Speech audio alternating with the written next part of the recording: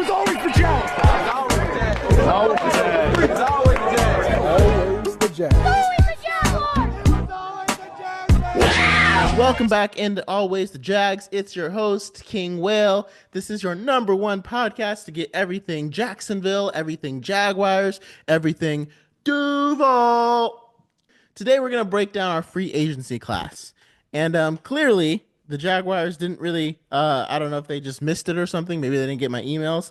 But clearly, James Gladstone did not see my free agency wish list because the Jaguars didn't do anything I asked in free agency.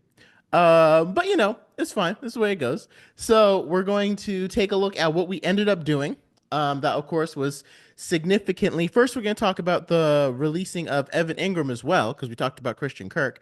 And then I think we already discussed the retirement of Mitch Morse, but how that played a huge role into free agency as well. So we'll go ahead and dive right in. So obviously, Evan Ingram was released, right? Now, originally on my podcast, I had said that I'm okay if we end up releasing Evan Ingram and Christian Kirk if we get Travis Hunter, right? Because I feel like having Travis Hunter, Brian Thomas Jr., Brenton Strange, that assortment of weapons, Parker Washington is there already as well. I feel like that's a very good assortment of weapons for Trevor Lawrence to work with. And I feel like we could get by without Evan Ingram or without Christian Kirk, but I didn't think we'd get by without both, unless we had a game changer like Travis Hunter. Well, looks like we're going to have to get by without both because we didn't end up, we don't know if we're going to get the game changer in Travis Hunter, right? We didn't move up, and we'll talk about how what other teams did in free agency kind of affects us. So we'll do that on the next episode, but for right now, I'm just going to talk about us. So these are our moves. Now I'm going to start with my favorite one that I maybe even liked better than my suggestion, but my favorite one was the signing of Patrick Mekari from the Ravens. That was huge. I think the contract was good. I think it was a good contract for him. He is an excellent guard, mauler in the run game, holds up well in pass protection. I honestly kind of expected him to get more. I didn't even know that he was a free agent because he's the kind of player that teams don't really let go. But he's going to be an excellent choice for guard, an immediate upgrade over Brandon Scherff, and it kind of really stabilizes our guard position to where I feel like he can hold up even in one-on-one situations. Maybe against like the top D tackles in the league, he'll need some help, like if he was facing a Chris Jones or something like that. But against most defensive tackles, Patrick Mekari should be able to do the job. So that was my favorite signing. I think that was also our biggest signing because we gave him the biggest contract. I can't remember the exact details right now. But Patrick Mekari is definitely my favorite signing. Originally, I had said that we should sign Kevin Zeitler to a deal, and Kevin Zeitler ended up getting a 1-year, $9 million deal from Tennessee. I think that would have been a perfect deal for us to get him and then draft his replacement, and kind of allow that kid to slide in. So we signed Patrick Mekari to a 3-year, $37 million deal. $37 million deal that can earn a max amount of $39 million. Of course, again, a massive need for us offensive line, and Patrick Mekari is a great starting guard, especially in that Ravens system. Everybody knows how much they love to run the ball. Liam Cohen is going to make running the ball a huge point of emphasis in his new offense because I think that's what kind of helped Baker Mayfield get to a whole nother level in Tampa Bay. And I think he's going to think the same thing will happen for Trevor Lawrence if we're able to do that. So boosting the run game is a huge, huge boon for us. And we get that with Patrick Mekari. Like I said, I still liked Kevin Zeitler because he would have been cheaper. But Patrick Mekari solidifies that position for the next 2 or 3 years. So that way we don't really need to. It's a 3-year deal. So if he doesn't play well we don't have to draft a guy to take over for him until 2026. Yeah, realistically 2026 because can't get my years messed up. We're in 2026, so we don't really have to draft another guard until then, which is great because that means we can maybe take a center a little bit earlier this year to take over for the next free agent signing, which is Robert Hainsey. Now, this signing I'm not as thrilled about as everybody. I talked to some of my friends, and it was only like a 3-year set $21 million deal. So he's only getting $7 million a year. It's probably an easy out after 1 year or two. This signing was necessary because we did lose Mitch Morse to retirement, right? So we kind of needed a center option right away. And I can see how the Jaguars didn't want to necessarily swing for the fences with a big name guy and then have to draft a center, like swing for a big name guard and then have to draft a center in the draft in order to replace Mitch Morse because you don't know if he can necessarily hold up and stuff like that. So by giving a modest contract to Patrick Mekari and giving a modest contract to Robert Hainsey, they were able to bring them both in, right? Rather than having to sign one guard for the price of probably. Because Trey Smith would have cost more than them both combined. Of course, he was franchise tagged, so there's not really much to do there. But if we were to have, offered Kansas City a trade for him or something like that, then that would have eaten up draft capital. And we could tell that James Gladstone believes very heavily in the draft. And all the best teams in the NFL also believe very heavily in the draft, like the Ravens and the Steelers. They consistently get their players from the draft, their best players from the draft. So we ended up with Robert Hainsey. Now, again, he knows Liam Cohn's system, right? Because he was with Liam Cohn last year, and he's a center who can. I need to watch the game where the Buccaneers played the Saints because I'm really glad I watched James Gladstone break down the film of why we got a guy like him.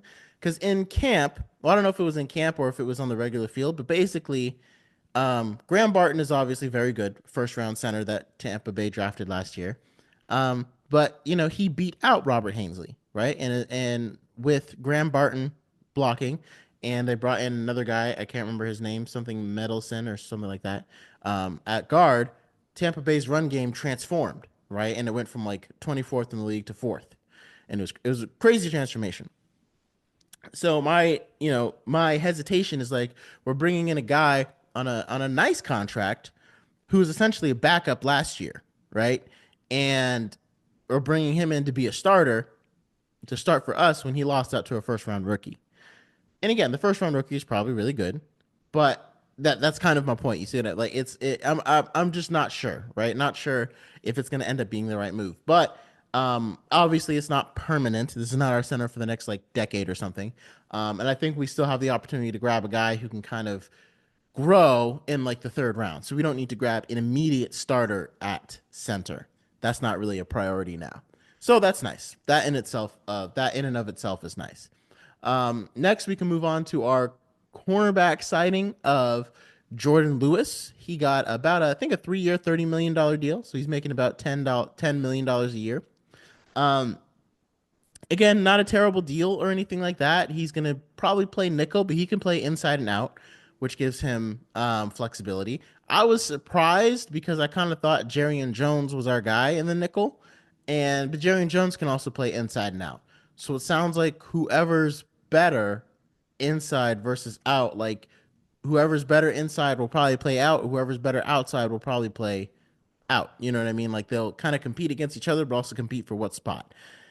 But I'm also like, there's a chance Jourdan Lewis could be better than Jarrian Jones inside and out. You know what I mean? Or Jarrian Jones could be better than Jourdan Lewis inside and out. And I don't think this move means that we don't need a cornerback. That's my only issue with this move. I feel like this move signals we don't need to go get a cornerback in the draft. We're good. We got 3 corners that can start. And like, yes, with the Jourdan Lewis signing, you have 3 corners that can start. But for me, what I would be targeting in the draft is either Travis Hunter, and if I don't get him, then I'm targeting Will Johnson because I want Tyson Campbell to. I mean, they paid him like a number 1 corner, right? Trent Baalke did at least. But I want Tyson Campbell to be my number 2 because again, he's just not reliable enough to be my number 1. So he's just not healthy enough. And so drafting a guy like Will Johnson or Travis Hunter, because Tyson Campbell has lots of experience being number 1, he could play number 1 as Travis Hunter and Will Johnson gets up to speed. So, and again, you don't want to put all your chips into the draft, but also it kind of feels like this is the move that's saying, okay, we're going to go after Mason Graham instead of Will Johnson. And I would argue that we need a cornerback more than we need another defensive tackle. Now, a lot of people will say, well, if you have a good defensive line, then your cornerbacks will play better because there's less time to get to the quarterback. And, there's an argument for there, too, as well. I totally get it. I think just the opportunity to take a generational prospect who can play both sides of the ball really well and Travis Hunter is too real to not be ready for. And again, there wasn't that many great, I don't think there was a cornerback on the market who's going to be as good as Travis Hunter or Will Johnson has the potential to be, because Will Johnson has the potential to be like a number 1 corner. And I don't think there was a defensive tackle on the market who's going to be potentially as good as Will Graham is going to be Mason Graham is going to be because Mason Graham is like the prototypical defensive tackle. He's going to be really good. My only thought process was in this draft, the lines for this draft is very deep. Defensive line and offensive line are the deepest positions in the draft. Like quarterback was way stronger last year. Now quarterback isn't very strong this year. The defensive lines are a lot stronger this year. Cornerbacks aren't as strong this year. There's not as many strong cornerback prospects coming out as are our defensive line prospects. So I felt like we could still get a guy who can contribute and start in the later rounds, but we won't get a guy who can usurp Tyson Campbell unless we get Will Johnson or Travis Hunter. So that's kind of my thought process on why, like, okay, signing Jourdan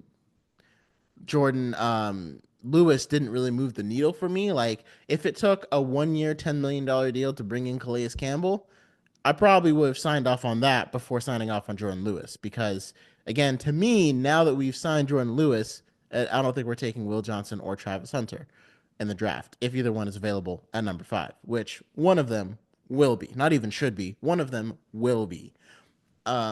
So I definitely think that I kind of would have done it a little bit differently there. But I feel like that's signifying that we're targeting Mason Graham. And I mean, there's a pretty good chance he'll be there at 5, but we don't even know for sure. That's why it's hard to do free agency before the draft, because free agency, like their plan was we need to put players in positions where we don't have one right now, right? And then that way in the draft we can take the best player available, which makes sense. You fill your holes in free agency, and then in the draft you take the best player available and let the competition win out, which is a good strategy to have. I just think the hole that I would have plugged, I mean, I guess plugging a hole in the draft is like you could still take Will Johnson or Travis Hunter, even though you signed Jourdan Lewis, right? But it just, based upon the fact that we have Jerry and Jones, it doesn't seem very likely anymore. That's my only point. So moving on. We already talked about Robert Hainsey, Patrick Mekari, Jourdan Lewis. We also signed Dyami Brown to a 1 year, $10 million deal.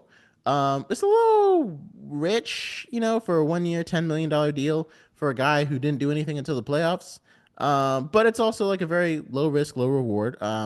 He could either, there's a range of outcomes. He could either not do very well, and it's like, okay, well, goodbye. Head somewhere else. Or he could do so well that he prices himself out of our market and we can't hang on to him after the next year, which again would mean that if he does really well, that means that we played really well as a team and possibly got into the playoffs or something like that. So that would also be really good. Or he plays kind of right above where he's earned himself a nice contract, but like a spot within our offense. So we feel like, okay, we kind of need him to go forward. So like, I would say like if he gets over 1,000 yards, like that'd be good to keep him, try to find a deal that we can keep him around. And if he ends up going for like 12, 13, pushing 15, he'll probably price himself out of our team. So I think it's a good addition. I think he's going to compete with Gabe Davis for the third outside receiver spot. It kind of feels like Parker Washington kind of has that slot receiver spot locked up. I don't think, because Dyami Brown didn't really play in the slot. He more stretched the field. And I think he's faster than Gabe Davis, and he just showed more awareness to be in the right route. But again, Gabe Davis was kind of signed because he had a mad playoff run, right? So I'm almost like, what's the difference here? Because Dyami Brown also had a magical playoff run, and that's kind of why we signed him. But, to each their own. That's why we ended up getting Dyami Brown. So hopefully he'll be good for us. So I don't really have like a grade or anything against that deal. I feel like everything that was pointing towards like Travis Hunter is not going to become a Jaguar. I think the Jaguars probably did their reports and like looked out at other teams and saw what they were doing in free agency and came to that conclusion that like I don't think he's going to end up coming to us, so let's just go ahead and move on. So that's that pick right there. Next up, we have for the other signing we did, a lot of them, some of them were just backups, like Hunter Long, and we signed another tight end, can't remember his name. That deal, it doesn't have that big of an impact. He's going to be a backup blocking tight end behind Brenton Strange, because it's now officially the Brenton Strange show, now that Evan Ingram is gone. So that should be interesting. I think Brenton Strange has it in him. if you watch that Packers game, you could really see that Brenton Strange was starting to come on. The question is, can he do it without Evan Ingram being there? And that's why I would have rather have kept Evan Ingram and then kept. I think I would have kept Evan Ingram to give Brenton Strange a little more time to grow, and maybe do sets where Ed Ingram, Evan Ingram is kind of the slot wide receiver, big slot guy, and like where Evan Ingram kind of plays Christian Kirk's role, and then we have you can still get Dyami Brown, you can still have Gabe Davis, even if Travis Hunter was here, they would play on the outside, and you could swap Evan Ingram out with Parker Washington depending on what you wanted to do. I think I still, after all this, I still would have leaned towards keeping Evan Ingram, but we kind of needed some space. So next up, Chuma Edoga.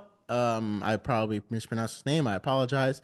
But that's depth. He's nice because he can play any position along the line, guard, offensive line. He'll be a good swing tackle. We could put him in for big personnel when we've got six guys, and the deal was very team friendly. So that was a very good signing right there. Our new backup quarterback is going to be Nick Mullens, who he. I remember it was so funny. There was a game he played against the Raiders, and I remember he was a 49er and he was playing against the Raiders, and he absolutely shredded them. And by the end of the day, he was like trending on Twitter or something. And I was like, man, I wish we had him. Like, man, I wish we had Nick Mullens on our team. And I can't remember what year it was, if it was 2019 or 2020, or it was a year that we weren't doing well as a franchise, basically. And it's hard to imagine this is his ninth NFL season. But he's a pretty prototypical quarterback, kind of similar style to Trevor Lawrence. Let's just hope Trevor doesn't get hurt. It's like if I compare him to Mac Jones, right? I'm like, I don't know who's better and I don't really know who's worse. I think Gardner Minshew, that would have been my top choice, to be our backup quarterback, which, would have been funny. Gardner Minshew ended up going to the Chiefs as their backup quarterback behind Patrick Mahomes. And they didn't really reveal how much it would be for. It was just a 1 year deal. So again, they probably didn't think of, Nick. They probably didn't think of Patrick Mahomes. They probably didn't think of Gardner Minshew over Nick Mullens as an option. And Nick Mullens, I think, is pretty familiar with Liam Cohen. I still would have preferred Gardner Minshew, but like that move, it's not bad to have Nick Mullens as your backup, but let's just hope that we don't have to use it, right? Like I think it's better. And it's ironic because I think Nick Mullens came in for CJ Beathard, who was hurt, who was our backup quarterback for a couple of years when we had Trevor. So that'll be interesting. But yeah, let's just hope that we don't end up having to use him because I don't even know if there's a game we could win this season if he comes in because our schedule is not easy. Lastly, we have Eric Murray, who played with the Texans on a, again, very team friendly 7 year, $21 million deal. It's not a bad deal at all. I think it kind of makes sense to bring in, obviously it makes sense to bring in a safety. You got to replace Andre Cisco, and they want to be able to take some of the best players in the draft. But because of where we drafted him and everything with and Eric Murray is not, because I think I was also surprised. We'll talk about it in the other free agent moves. Because my choices were for Trevon Moehrig or Tilafana Hufa, or the safety from the 49ers, or even getting Javon Holland, obviously from the Dolphins. But we didn't end up, again, James Gladstone seems like he's not a very swing for the fences kind of guy. He kind of just wants to get guys to plug holes and really wants to build and make his team through the draft, which makes sense. But I still could have seen grabbing one of those guys to like really solidify that safety spot. So maybe you didn't have to take another one because Eric Murray, it kind of feels like we're going to need another top flight safety to pair with him in the draft. So we're probably going to have to double dip and grab a safety in the draft. But I don't know who that's going to end up being. We're going to have to grab another safety in the draft. But I don't know who that's going to end up being depending on how we prioritize certain positions. So, if we end up taking Mason Graham, we'll probably end up in the second round grabbing a safety like Xavier Banks, who I have mocked to us many a time. Xavier Watts, sorry. I've mocked to us many a time. And then in the third round, we'd probably end up getting like more offensive line depth, and maybe a center who can start, maybe an edge guy, something like that. But the main problem is, again, I still think cornerback is our biggest need, and I still think if Travis Hunter's on the board, we should not pass on him. So then that would mean, okay, in the second round, maybe you end up with a defensive tackle because you still want to build up that defensive line room. And there are some guys that are going to slip out of the first round because, again, it's kind of loaded. There's at least 4 or 5 defensive tackles with first round grades on him that are probably going to slip into the second round because, again, the draft is so deep for them. But then if you do that, you won't get Xavier Watts because the safety market isn't deep, but there are some nice safeties in this draft, and it feels like we're gonna have to take one in the second or third round with the signing of Eric Murray. If we had gotten Javon Holland, I would have been like, okay, maybe not till later. So again, we'll see what ends up happening. Let me know your thoughts about our free agency class, how it's going to affect our draft status, how it's going to affect what players that we end up taking. Like I said, no way do I think it's a bad class. I think it could be just as impactful. I mean, I don't think it's a bad class. Only time will tell. But you could tell that Jacksonville did it in a way that they want to be able to get out of these deals once their draft players are ready to step up. And that makes sense because you kind of need as many draft players as possible because Trevor Lawrence's extension is about to kick in, right? And he's going to cost a lot of money pretty soon. So making sure that we have enough guys to fill those spots and fill those roles will be paramount. So let me know what you think. And never forget, it was always the Jags.